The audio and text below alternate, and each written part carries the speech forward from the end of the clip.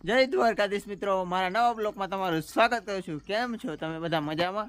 આપણે ભેહું કંઈક દોવાઈ ગયો છે, કંઈક દોવાનું હાલે છે, પણ હું થોડુંક બતાવું તમને। આપણે પાડો ભેને આવ્યો હતો તો એની આપણે રાત આખી ટાઈટ સિક્યોરિટી કરી મૂકી હતી, કઈ રીતે બતાવું। આ આપણો પાડો આપણે એક સાઈડ સફેદ બોડી કાર રાખ્યો હતો ને એક સાઈડ રેડ બોડી કાર, બે આપણી ગાયો હોય ને કૂતરાઓને બહુ મારે એટલે વેચમાં પાડો બાંધી। આ ગાય અહીં બેસી ગઈ હતી, આ ગાય તો ઊભી હતી નામણી, એટલે પાડાને કંઈ થયું નથી।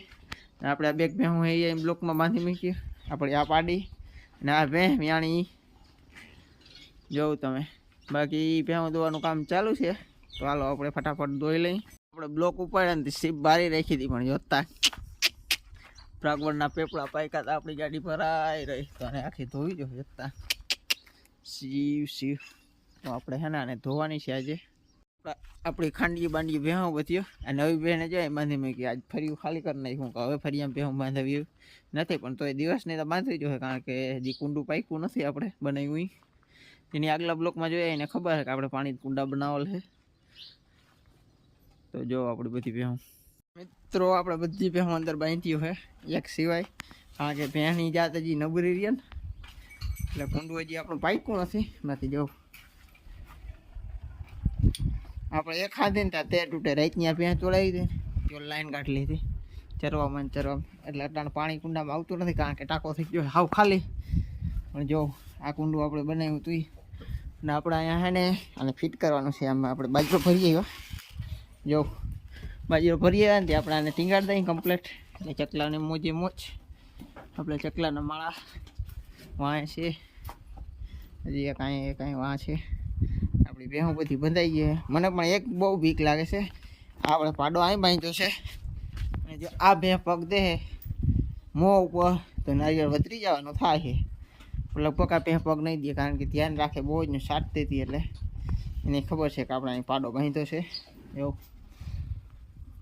બાકી ઓલી ભેહ જાણી આપણી એવન ભેહ ને આપણી આ પાડી વરસાદ આવે એવું થઈ ગયો એટલે કાલથી લગભગ વરસાદ ચાલુ થઈ જાય। વરસાદ 3-4 દી વરસીએ તો આપણે બ્લોકનો ખર્ચો ઉપડી જાય, કારણ કે આપણે હવે ગારો થવાનો નથી। આપણે બદુડીને બાંધી મૂકી, બ્લોક નાખીને લાંબુ કરી દીધું થોડું, એટલે હું કાંઈ બદુડીને મોજ બનશે, મોજ આવે ને પાણી બાણી પીવાની છૂટ। હામી કૃષ્ણ મિત્રો, આપણે ફોલોવર ગલે આપણો મિત્ર આવી ગયો છે આપણે મળવા। હા ભાઈ, કેમ આવ્યા છો મિત્રો? આપણે ભૂકો ઢાંકવા માંડ્યા, પછી યાદ આવ્યું હાલો મિત્રોને કહી દઈએ કે વરસાદ આવવાનો છે આજે 26 તારીખે, 27, 28 ને 29 એમેઝિંગ દ્વારકા નવરાત્રી વેલકમ કરે છે।